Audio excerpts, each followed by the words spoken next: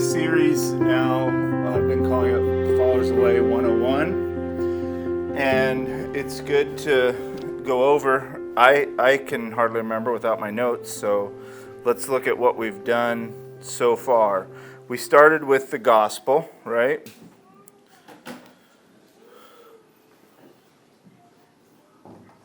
So we did the gospel, which was the kingship of Jesus. We did Sermon on the Mount, obedience.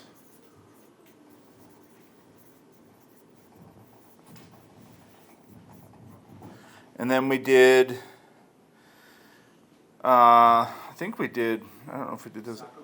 Yeah, I was thinking, we did sacraments and communion. I don't remember which order, but let's do it this way.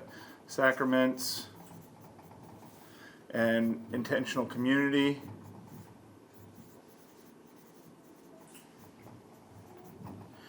And then we did, the last one was, do you remember? No, practical holiness. I had talked about doing that in two parts, and I was going to look at some more like rubber meets the road holiness issues. I decided not to, and I hope you forgive me for that, because it would take me too long, and I want to keep going with this. What we're going to look at today is we want our communities to be socially responsible.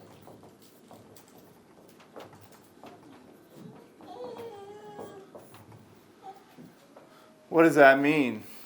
Well, we'll look at it together. I'm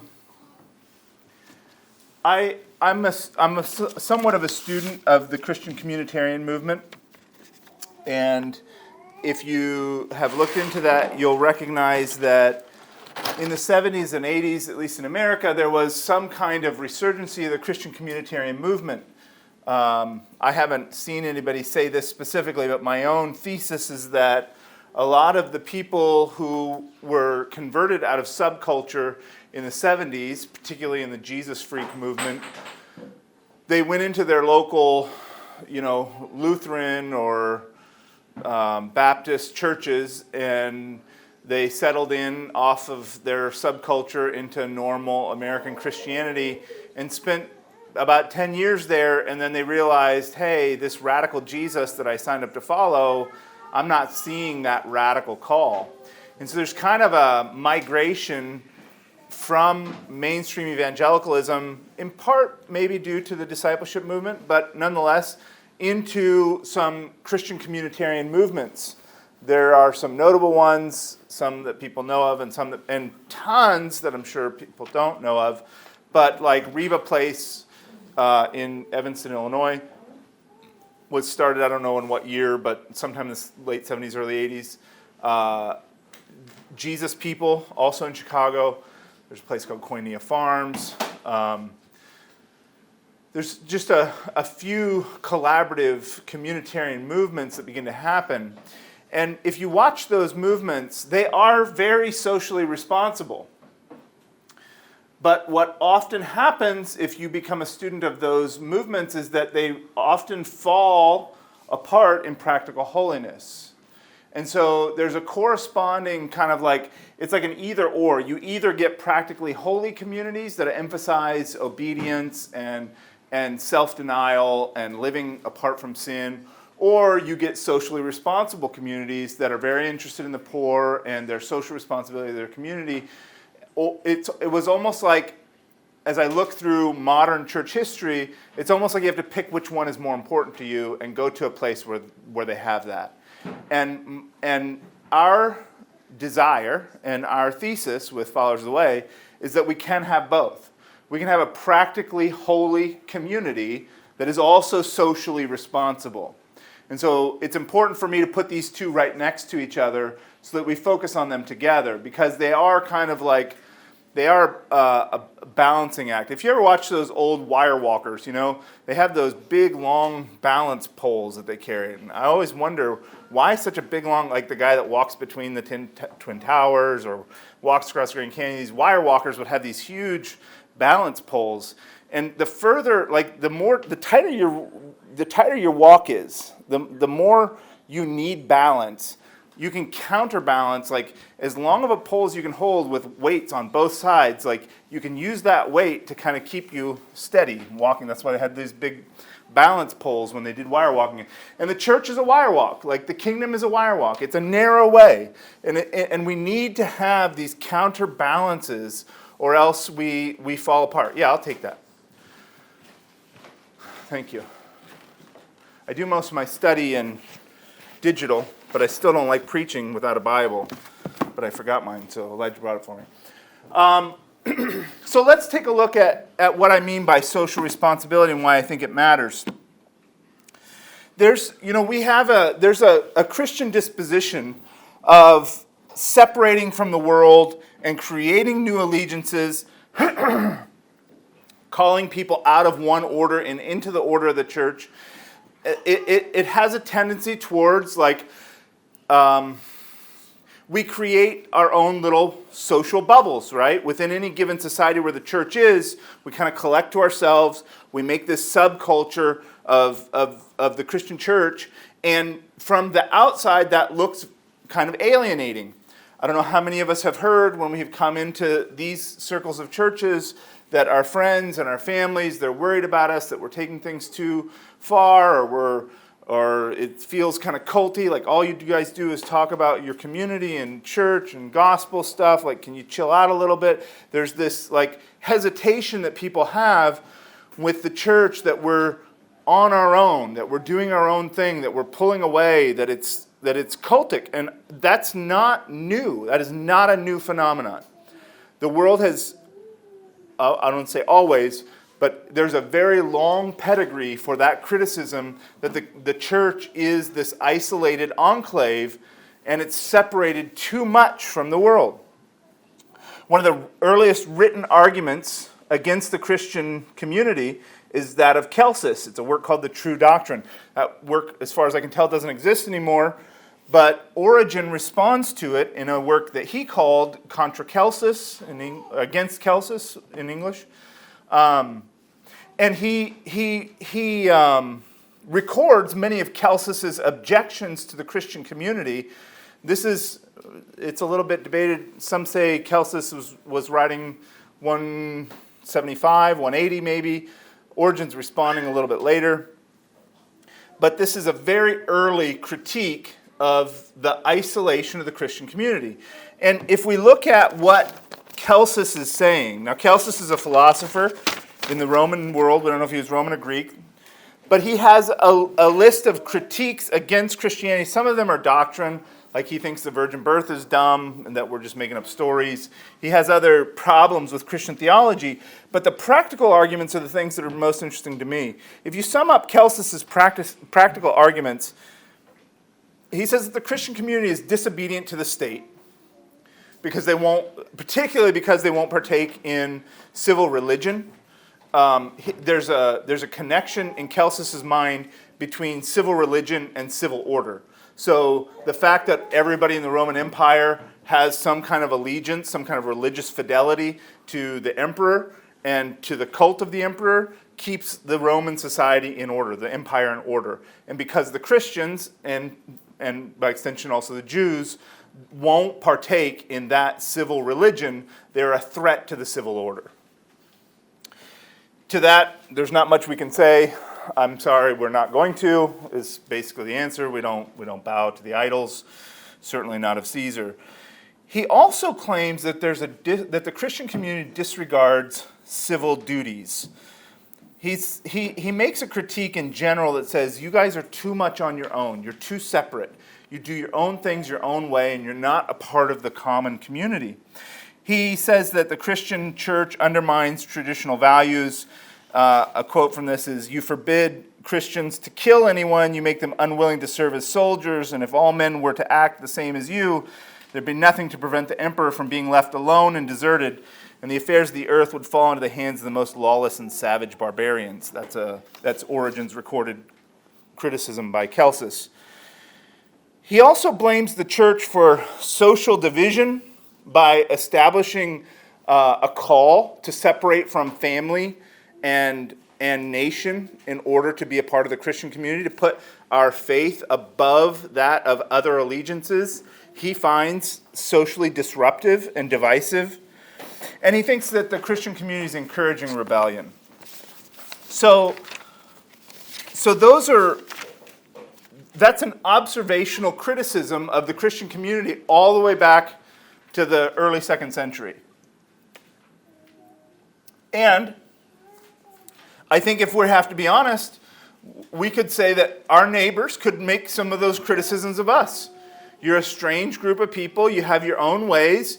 You don't blend in certain important civil religious obligations like, standing for the national anthem or pledging allegiance to the flag or voting. Like these things functionally today, these are civil religion. It's why, I've talked about this before, but it's why everybody's supposed to vote. There's a mythology around how this empire is run that says everybody has to take part so that everybody will play by the rules. And so the democratic process is this civil/religious engagement where you partake in the affairs of state so that you'll be bound by the affairs of state. And it's hard to accept, just like it was for Celsus, that we could choose to subject ourselves to the matters of state without taking the reins on our own selves. In the modern context, in the American democratic context, the idea that we would be willing to resign ourselves, submit ourselves to the decisions of the state without wanting to utilize, to use that for our own good is something that doesn't make sense to the world around us. And so our refusal to participate in those processes, whether it's the Pledge of Allegiance or the voting booth, whatever those are, people look at that and they say, oh, you're a danger to the order because you're not playing by the rules. You're not doing the things that we all do to keep this empire in order. Origen has some important answers to Celsus in his day. He underscores that the Christians pray for the emperor. Tertullian makes a similar statement later when he says, we consider Caesar more our Caesar than yours because he's established by God. And so we recognize the power and the authority of the Caesar because his authority is derived from God. And so when we submit to the Caesar, we're submitting to our God. And so the claim is made by both Origen and Tertullian that we are in fact submissive to the powers that be. We are under the domain of the civil structure. He says that, this is one of my favorite quotes of Origen. He says, we recognize in each state the existence of another national organization founded by the word of God. And we pray to the God of the universe for the king and for his friends and for the members of the royal family and for the government, that they may be prosperous in all things and govern the state rightly. This is directly from Paul himself when he says to pray for kings and rulers, to give honor where honor is due, and tribute where tribute is due, and custom where custom is due. Playing by the rules is an important part of our social responsibility. That our good is not evil spoken of, that we do things by the rules. We do not see ourselves as out from under the domain of the society that we live in. We're not different. We'll pay our taxes, we'll do things according to the rules, we'll be upstanding citizens in that regard. Origen also says that moral integrity and good behavior of the Christians is exemplary to the rest of the society. Christians are taught not to lie, to avoid fraud and theft, and to be kind and considerate to their fellow beings. He says this is an example to all citizens. And I'm going to make my own list here for Origen, but just for the sake of following his line of reasoning, our moral character should be exemplary. In this day, just as it was in Origen's, we should be able to make the claim that the Christian community is our people of exemplary morals, that anybody can look on the character and behavior of the Christian community and see that we are good for the world around us, that we are an example and a model. He turns Celsus's argument on its head when he says that you subject the world to danger by teaching people not to kill. Origen says that our example of peacemaking is is also another example of morality that the world is well served by. We do not put up even the smallest resistance when we are examined and taken away, although we do not deny our religion.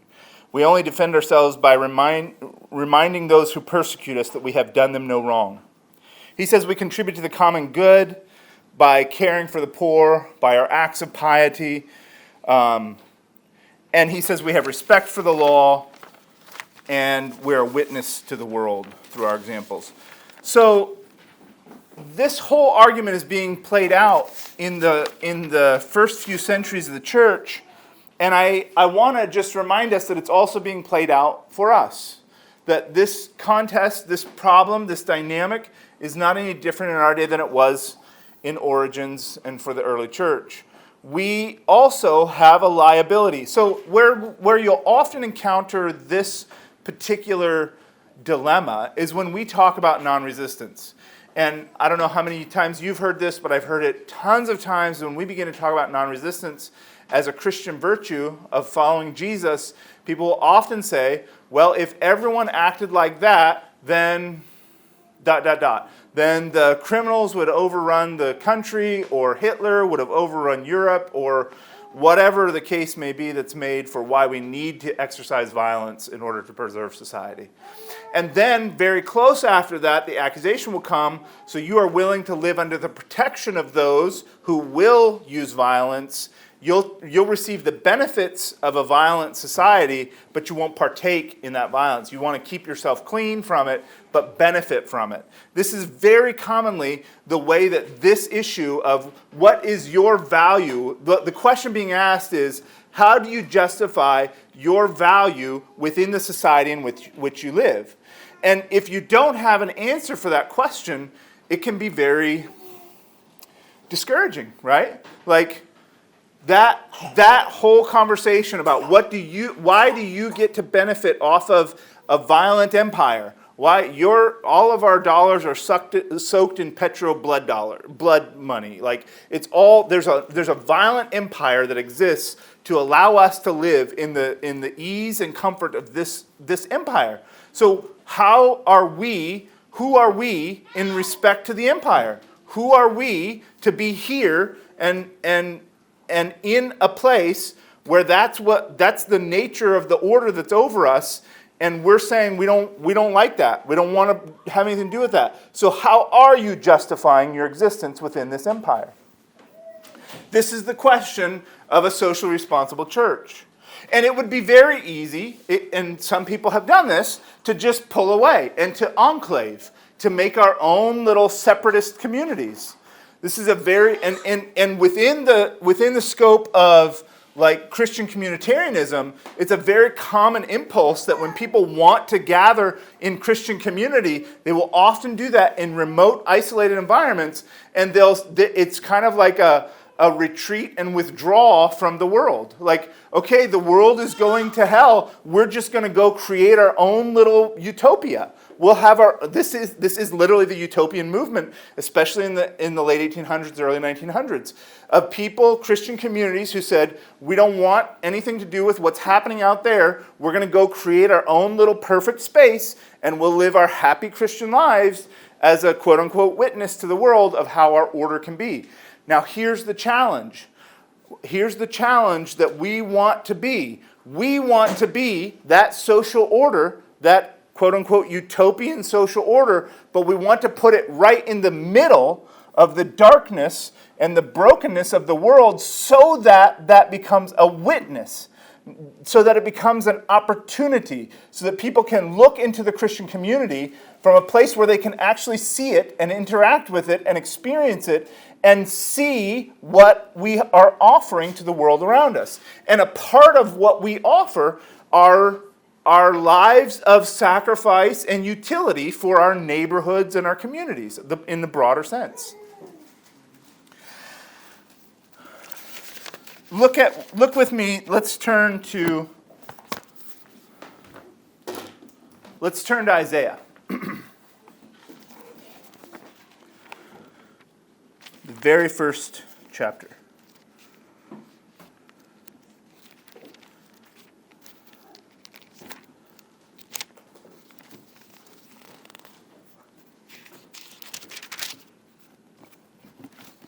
So in Isaiah chapter 1, I'm going to look at two chapters in Isaiah, and they both have a similar context. I mean, the contexts are very different, but they both have a similar point in that God is addressing through the prophet the sins of a people and trying to call them to something else. So let's read in Isaiah chapter 1, the vision of Isaiah, the son of Amos, which he saw concerning Judah and Jerusalem in the days of Uzziah, Jotham, Ahaz, and Hezekiah, kings of Judah. Hear, verse 2, hear, O heavens, and give ear, O earth, for the Lord hath spoken. I have nourished and brought up children, and they have rebelled against me. The ox knoweth his owner, and the ass his master's crib, but Israel doth not know, my people doth not consider. Ah, sinful nation, a people laden with iniquity, a seed of evildoers, children that are corrupters, they have forsaken the Lord, they have provoked the Holy One of Israel unto anger, they are gone away backwards. Why should you be stricken any more? You will revolt more and more. The whole head is sick, and the whole heart faint. From the sole of the foot even unto the head there is no soundness in it, but wounds and bruises and putrefying sores. They have not been closed, neither bound up, neither mollified with ointment. Your country is desolate, your cities are burned with fire. Your land strangers devoured in your presence, and it is desolate, as overthrown by strangers. And the daughter of Zion is left as a cottage in a vineyard, as a lodge in a garden of cucumbers, as a besieged city. Except the Lord of hosts had left unto us a very small remnant, we should have been as Sodom, and we should have been like unto Gomorrah. Hear the words of the Lord, ye rulers of Sodom. Give ear unto the law of our God, ye people of Gomorrah. To what purpose is the multitude of your sacrifices unto me, saith the Lord? I'm full of the burnt offerings of rams and the fat of fed beasts, and I delight not in the blood of bullocks or of lambs or of he-goats. When you come to appear before me, who hath required this at your hand to tread my courts? Bring no more vain oblations. Incense is an abomination unto me. The new moons and Sabbaths, the callings of assemblies, I cannot away with. It is iniquity, even the solemn meeting. Your new moons and your appointed feasts my soul hateth.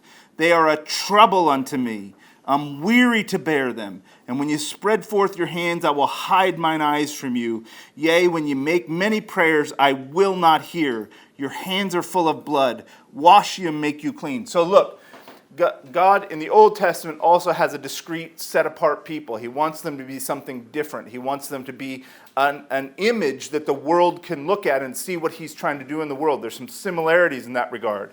And in this case, he finally brings forth the prophet Isaiah to tell them, you're messing it all up. You're doing it all wrong. Everything I expected is you're doing the opposite of what I wanted out of you. And he gives this litany of sins that they're committing. Like it's just a picture over and over again for all those verses of how filthy and disgusting and wicked and vile Israel has become to God. And he says even the religious things you do, they just make it worse. So what's the remedy?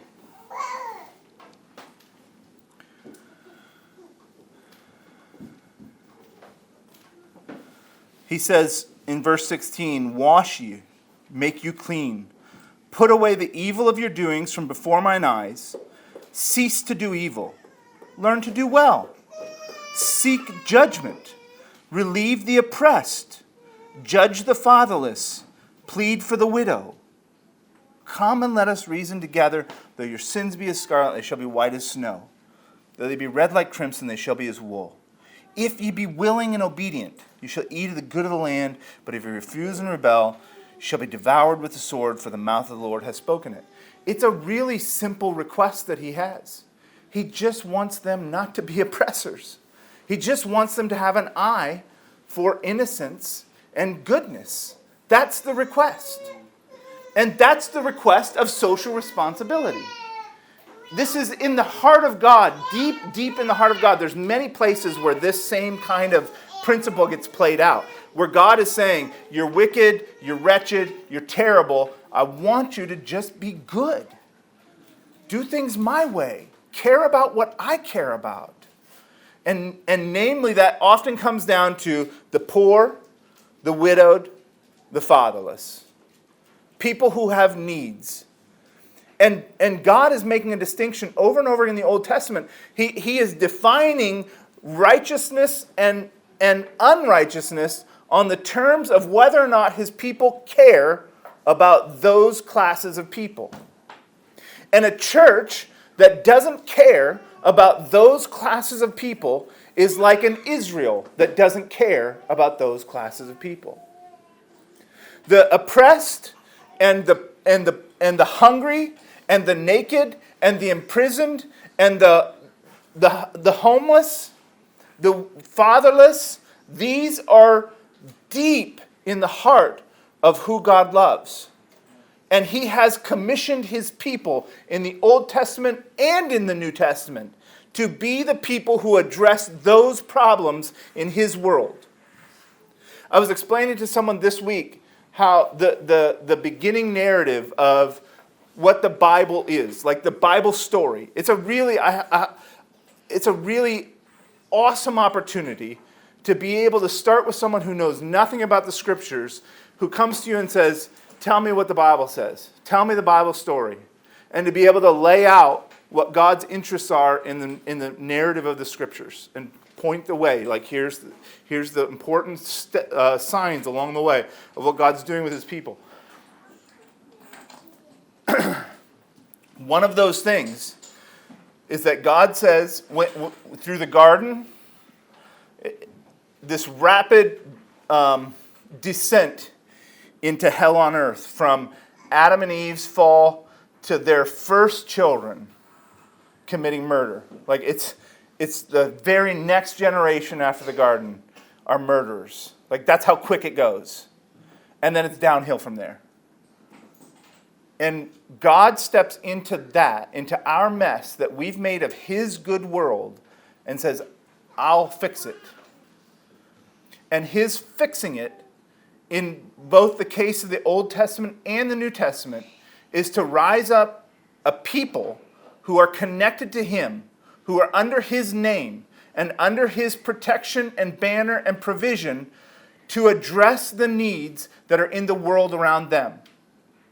And it's all the more so in the Christian community because it's not just the image of Israel, it's that we are the body of Christ. That Christ is still on earth ministering to the very real needs of the people who are affected by sin. And he's calling you and me, brothers and sisters, he's calling you and me to be the one to help resolve the problems of sin in the world around us. And that is socially responsible. That is caring about the effects of sin in the people around us, in the people who we can touch and influence and change, so that their lives can be improved by Jesus' ministry on earth.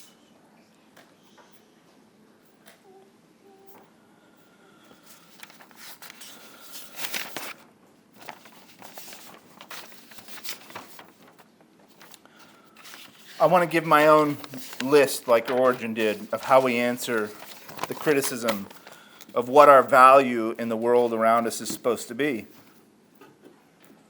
We should care. I'll write these down.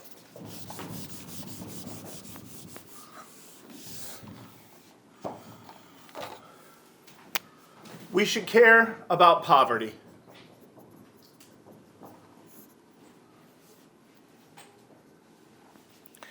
There's, in every way, in big ways and small. What do you mean by that? I mean, don't turn your eyes away. This is, I've said it over and over again. Do not turn your eyes away from the poor. When you see somebody homeless, when you see somebody hurting, when you see somebody in need, when you see somebody desperate and destitute, do not look away.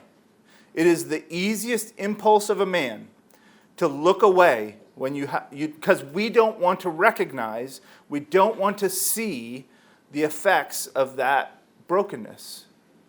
It is so easy to turn your eyes away from the poor. to roll up to the intersection and to get busy with your radio or your phone or look at the person that you're riding with and not this destitute person who stands on the side of the road asking for help. And so then we salve our conscience and we say, oh, they're probably rich anyhow. They're probably out here because this is how they make their money and they make more money than me. Or they're probably going to spend it on dope or alcohol or whatever else. Or they're probably whatever. All that stuff that you tell yourself, that's for you. That's just to salve your conscience for not giving to him that asketh you. If you have it, give it. If somebody's there, this is a command of Jesus and it's what distinguishes us as his people. Give to him that asketh thee. And if you want to go the extra mile and you want to go use that money and buy some food because you're worried about those things, then go buy some food, take the time, go buy some food and bring food to the person. But give to him that asketh thee. If you can, if you have it, I'm not saying you always do. I don't always. I'm not saying we need to live in guilt. I'm saying that we should be people who are known to give to those that ask. When there's a need presented to me and I can meet it, I will meet it. It's just a very simple choice to make as a disciple of Jesus. If I get the money in my pocket, I'm going to give him something. I don't know how many times I've failed at that, but I feel guilty. When I drive by somebody or walk by somebody who's asking for money, I say, no, I don't got any cash on me.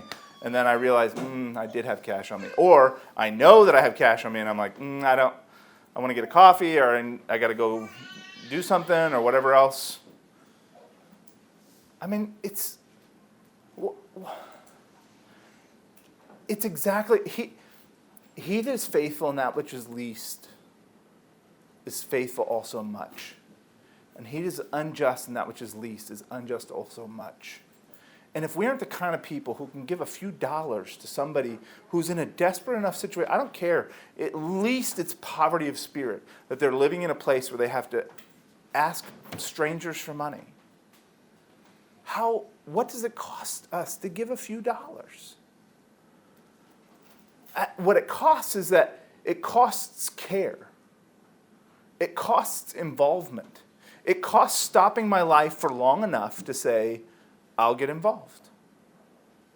And it's not just with these, there's other kinds of poverty. There's poverty, like, I don't know, maybe I attract this kind of stuff, but I don't know if you've ever just been walking around or on a train or on a bus somewhere and somebody is just bawling because something's broken in their life and they're a mess. And everybody, if this happens on the train, everybody just like, ugh, I don't want anything to do with that. I wonder what's going on with her, that poor thing. What's it cost to go over to somebody that's in that situation and say, hey, are you okay? I care about you. I'd like to help if I can. We have to get involved. If we don't do it, nobody's going to. We're the ones that God has sent here. This is our mission and our purpose to get involved in broken lives. And we have all moved here to this city because it's a place of brokenness. Because there's plenty of opportunity and needs for what God wants to do in people's lives. And if we miss those opportunities and we don't step in, we don't do the very bare minimum of at least trying to help, why are we here? It's our job. We have a debt and an obligation. Those are the little ways, but there's big ways too. What about investing in poverty relief? What about investing in microloan programs? What about investing in charities that are trying to work on these issues? I know you brothers and sisters do. I'm not rebuking anybody. I'm just saying, in small and large ways, we should be investing in creating a better world.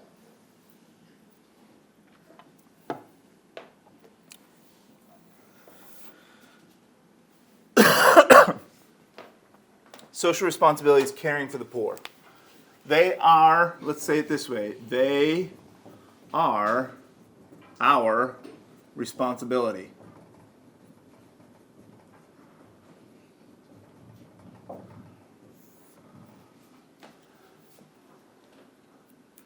And I've said it before, I'll say it again.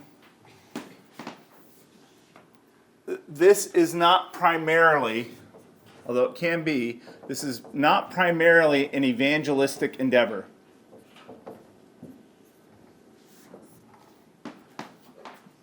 Let's do it this way. What I mean by that is it's good to feed people because they're hungry. I don't care what their worldview is.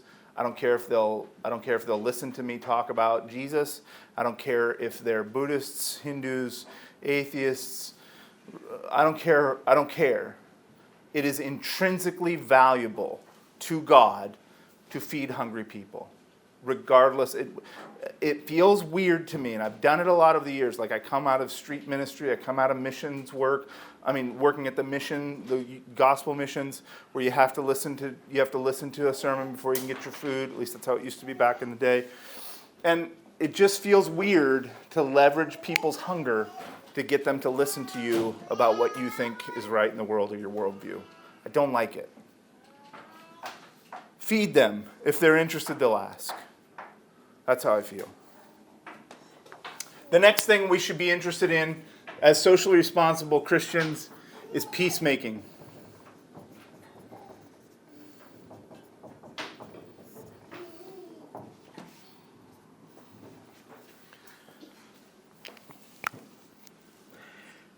We should have, in the case of poverty, we should have different attitudes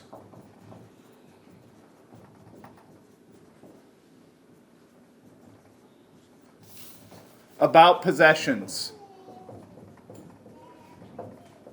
Are you different than your neighbors in the way that you feel about your possessions? The Christian community, because we care about poverty, should have, and a bunch of other things, should have different attitudes about possessions. Our possessions we should hold in a different place than the world. And this is what happens in Acts. When the first Christian communities arise, one of the first marks of the Holy Spirit working among this people that will be called the Christians is that they take on a different orientation in regards to their possessions. Their possessions become means to an end, not an end in of themselves. Their possessions become a way to perform a task for their God. And so if my possessions are useful to the community, if they're useful to God, however they're best used is what I want, is now my relationship with my possessions. And so heaping them up to myself doesn't make sense anymore. Not caring about other people's needs doesn't make sense anymore. I have a different attitude about my possessions. In peacemaking, we have a different attitude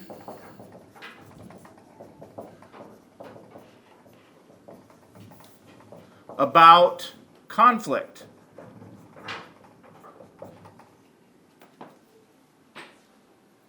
That conflict becomes opportunity. Avoidance is not the object. Avoidance is not the goal. To not be in conflict at any cost is not the goal. To see the opportunity in conflict becomes the goal. How can we use this conflict for the purposes of God? How can we find resolution? How can we do something with conflict to make it change? See, in the cross, what we have, I've described this before, is that before Jesus' cross, before Jesus' teaching, the rule of God's people was an eye for an eye and a tooth for a tooth. And this is not enjoining justice. Justice is intrinsic. I think because we're made in God's image, we have a sense of justice, and all people have. Hittites have, Persians have, Hindus have, everybody has, all humans have a sense of justice. That something is right and something is wrong in a social sense.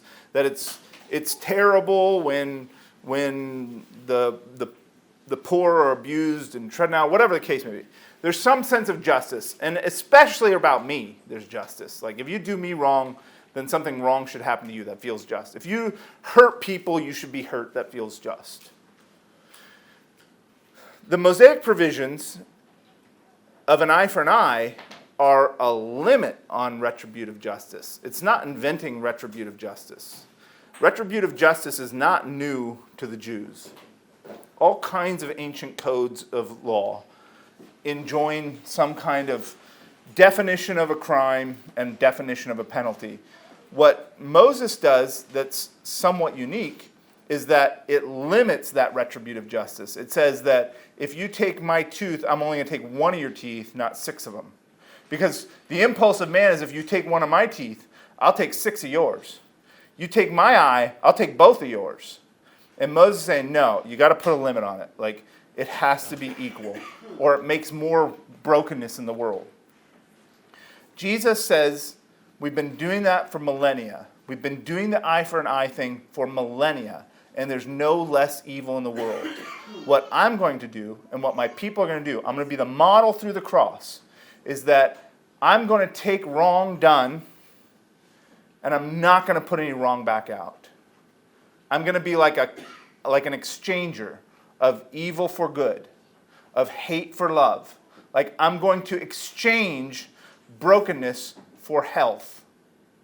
I'm going to exchange disease for health. I'm going to exchange hatred for love. I'm going to convert what's broken in the world into wholeness. And that conversion actually makes a substantial difference in the amount of brokenness and evil that there is in the world. It's the first time that somebody specifically enjoins removing evil out of the world. We through the dictates of cross-bearing and enemy love, are taking evil out of the system. Because of the Christian community, there is literally less evil in the world than there would have been otherwise. Because we take it out. Just like Jesus' cross does. And we follow that model, we follow that example, and we too take evil out of the world. So when I see conflict, and when I see violence, and when I see hate, where is my opportunity to convert those things so that there's less of it in the world?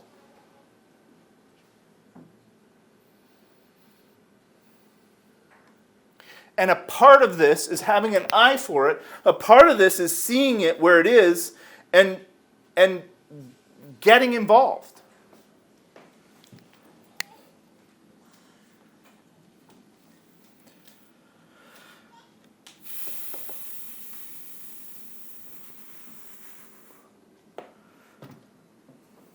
I feel like it's a little bit of a dangerous thing to say, because this is not what I'm talking about is not a no risk proposition. What I mean by that is that if you or I are walking down the street in Boston and a fight breaks out between 2 guys in the corner, the choice is to get as far away as soon as you can, or to try to get involved.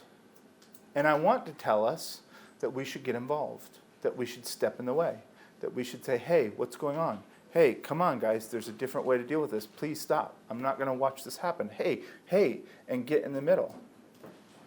But I also know that that's a really dangerous thing to do. That somebody can pull a knife, somebody can get hit, somebody can get hurt. But I think that we are supposed to be the people who step in the way.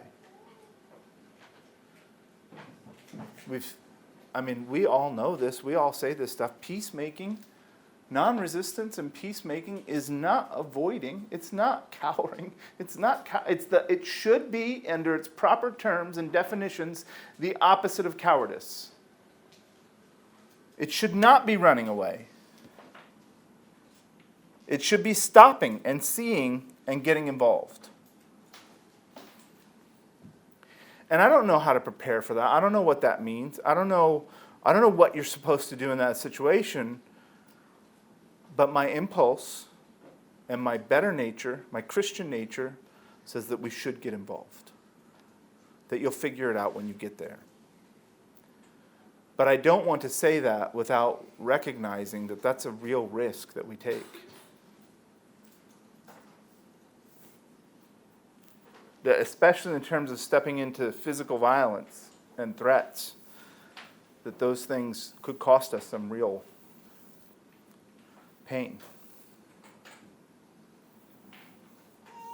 But it includes people being harassed and bullied and yelled at. And again, I don't know if I track these kinds of things, but I come across these situations from time to time in the city, on the train, on the block, where somebody's being yelled at or screamed at, and there's, just like with the poor, there's this impulse to just turn away and be like, I don't want any of that problem. It's not my problem. I could get around the corner and get away from this. But there's a better impulse inside of me that says, I should figure out if somebody's going to get hurt, and if they need help, and what I can do to be involved.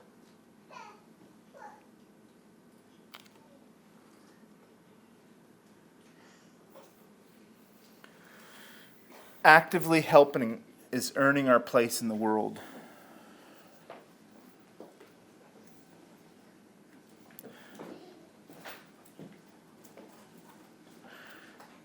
There's a more personal way of being involved in peacemaking that is a skill where we learn to listen well and we learn to find solutions. We help people feel heard, and we apply creative ways to actually solve problems. It's socially responsible to solve interpersonal conflicts, whether they're within the church or without the church. You know, the nice thing is that within the church, we have a common set of values that we should be able to appeal to with each other to find solutions. And we know how hard that's been, that even among our own people, our own worldview, our own common values, it's hard enough to find solutions to conflict. But we should lean in, brothers and sisters. We should continue leaning in to those conflicts and learning how to listen and learning how to understand people and why they're at different places and finding creative solutions to people's problems.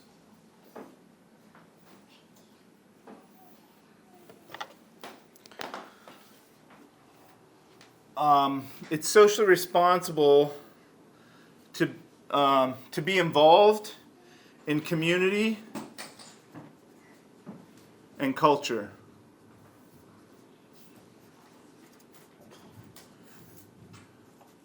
Here again, you know, there's this contrasting impulse. I want to bail out on culture because there's a lot of things about our culture that I detest, that I think God detests. And it's easy to have kind of isolationist perspective with culture, that American culture is bankrupt and morally broken and decayed, and just to throw out the baby with the bathwater. But the fact of the matter is, we're all Americans. We all live in this country, in this broader national community, and in these specific neighborhoods, and these specific places. And there are good things about our culture. I think it's myopic, it's ignorant to think that our whole culture is all bad or that it's all good.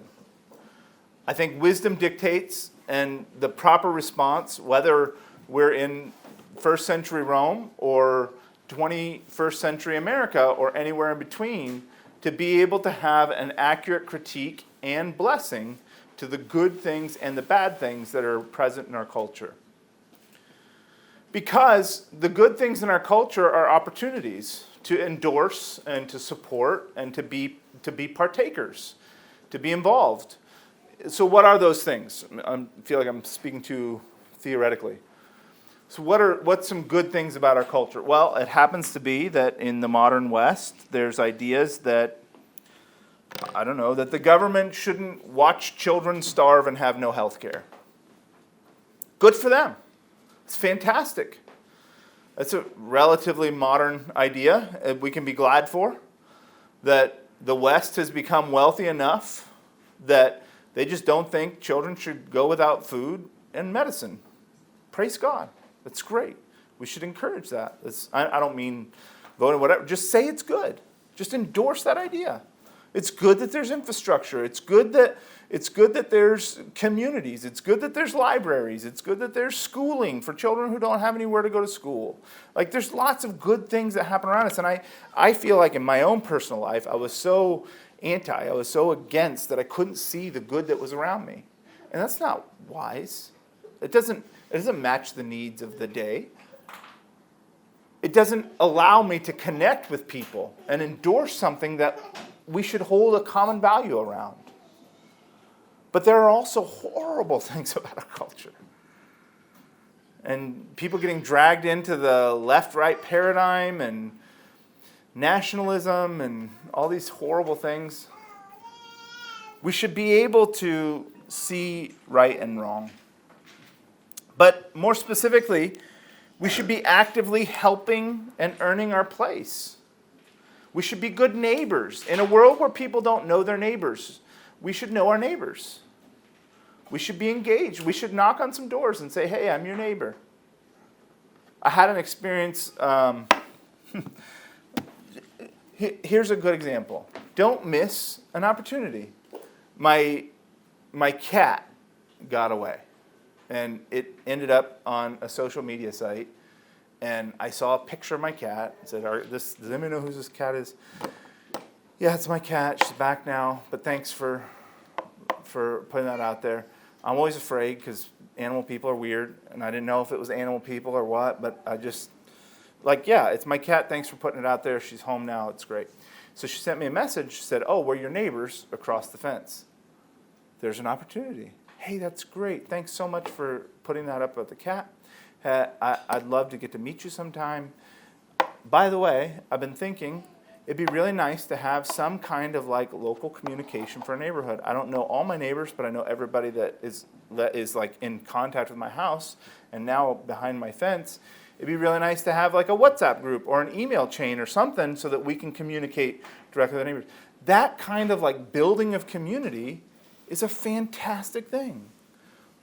Knowing everybody in your building and having an email chain for everybody in the building. Does anybody know where this package is or where it went or whose cat got out or what?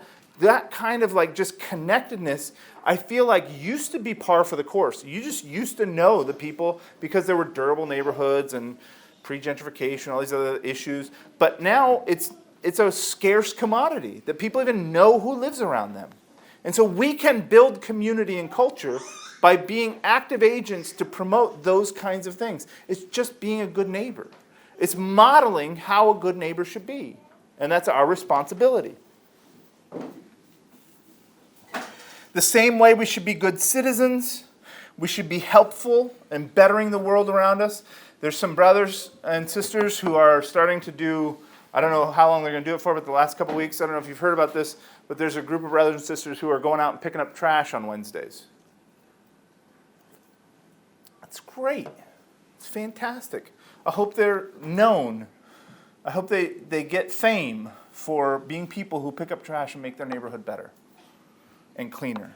It's a wonderful example of social responsibility.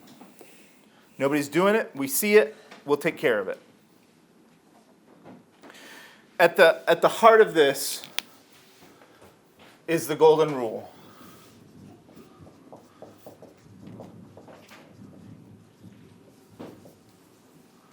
It's hard to be an isolationist. When God defines our obligation, when Jesus defines our obligation to love the Lord your God with all your heart, mind, soul, and strength, and your neighbor as yourself. How am I going to be an isolationist if I'm supposed to love my neighbor like myself? That's socially responsible.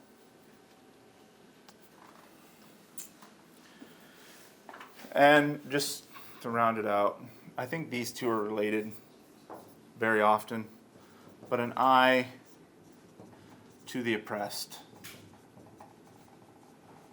We live in a global world.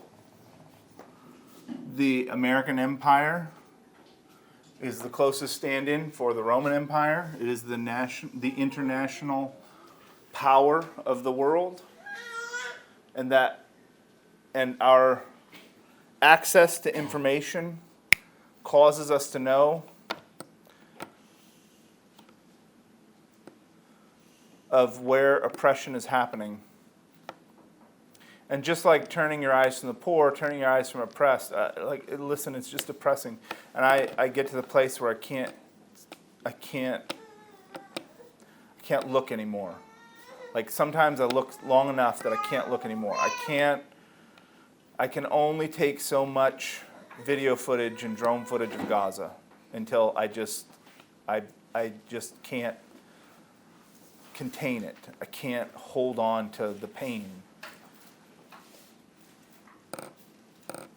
So I know that there's a limit, but you can't ignore it either.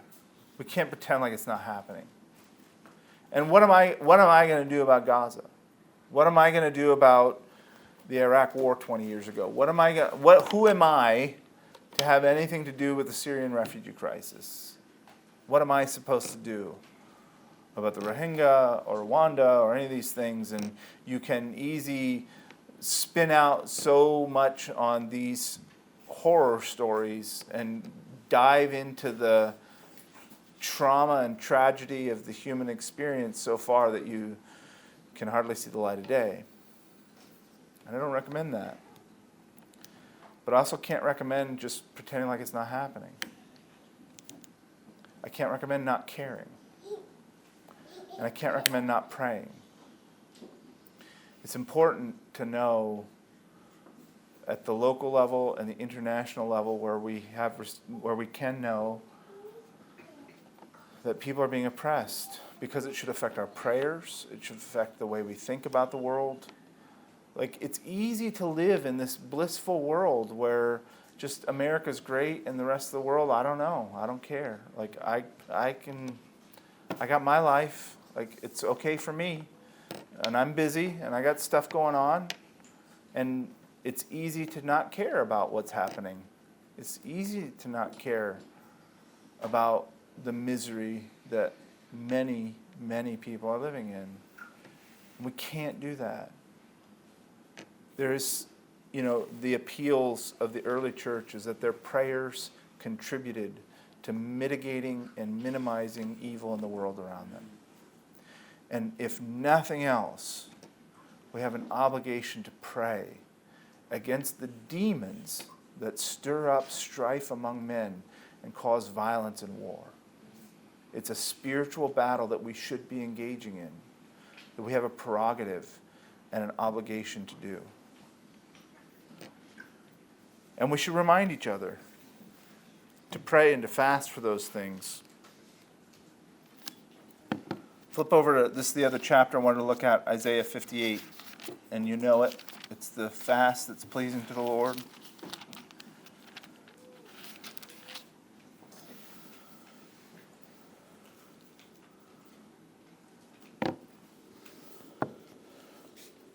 Cry aloud in Isaiah 58, spare not.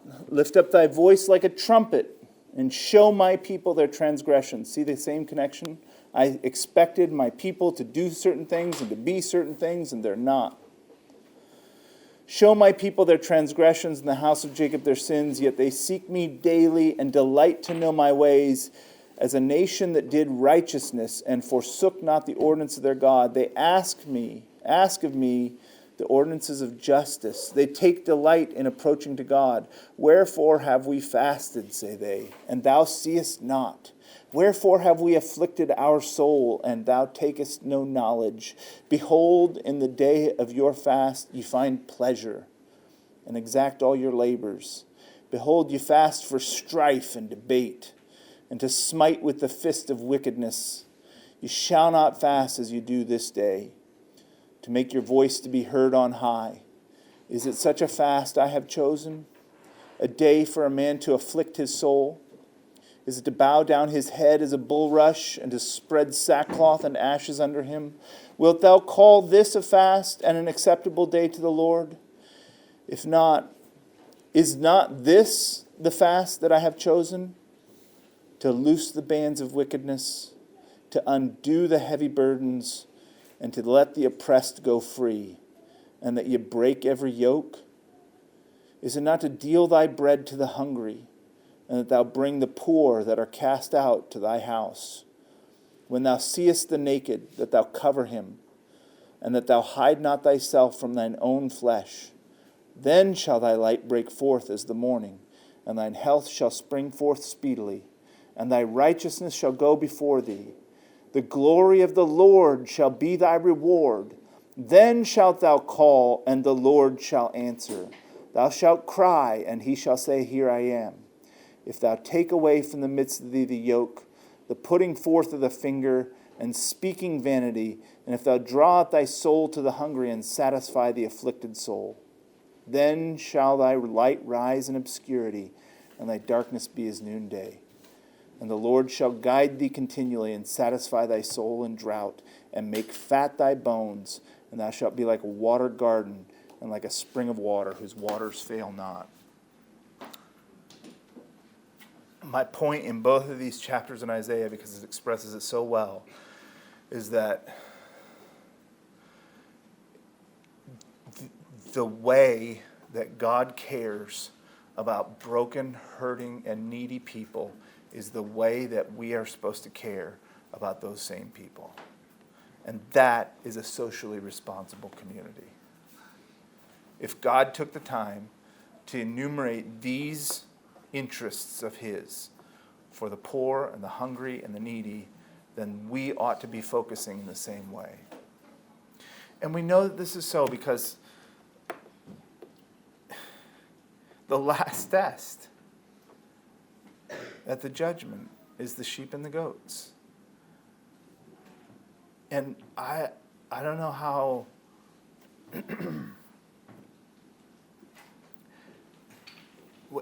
that's something that we all are going to face.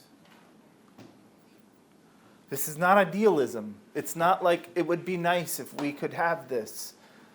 It's a definition of who God's people are.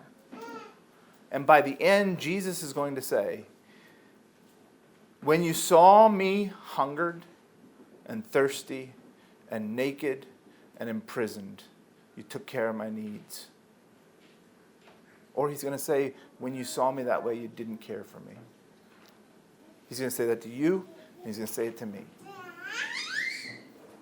And this is the thing to key your conscience to. This is what keeps you from turning your eye from the poor and from the oppressed.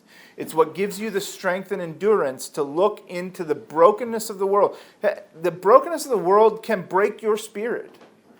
I have ridden the cusp of that dark pit where it feels too bad to continue observing a world that's this broken. If you care about the world, if you care about these kinds of things, if you watch the news about war and famine and pestilence, it can overwhelm your soul. And the thing that should encourage you, the thing that should allow you to endure that pain of empathy, that pain of acknowledging how broken the world is that is Christ's suffering. And I can't fix it all. But I have to fix what I can. I have to engage. I have to be involved. Because it's Christ.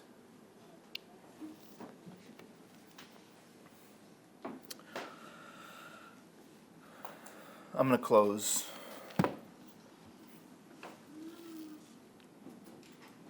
with two reminders.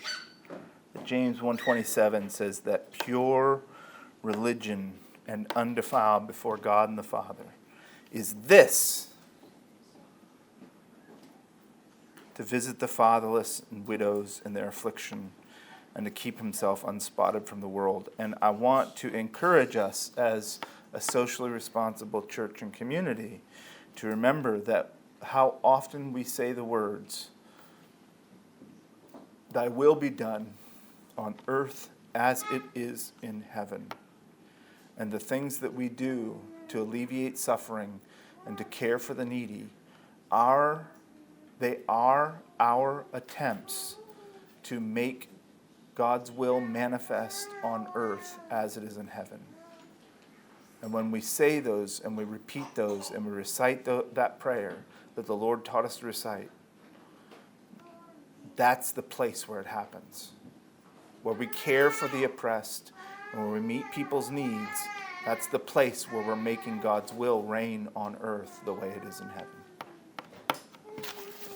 So God give us grace and encouragement to continue doing those things and to find new ways. I'm super glad that some of our young people have been reaching out to ministries and working in some of these things. I want to encourage us wherever we can and whenever we can to continue being responsible to those needs.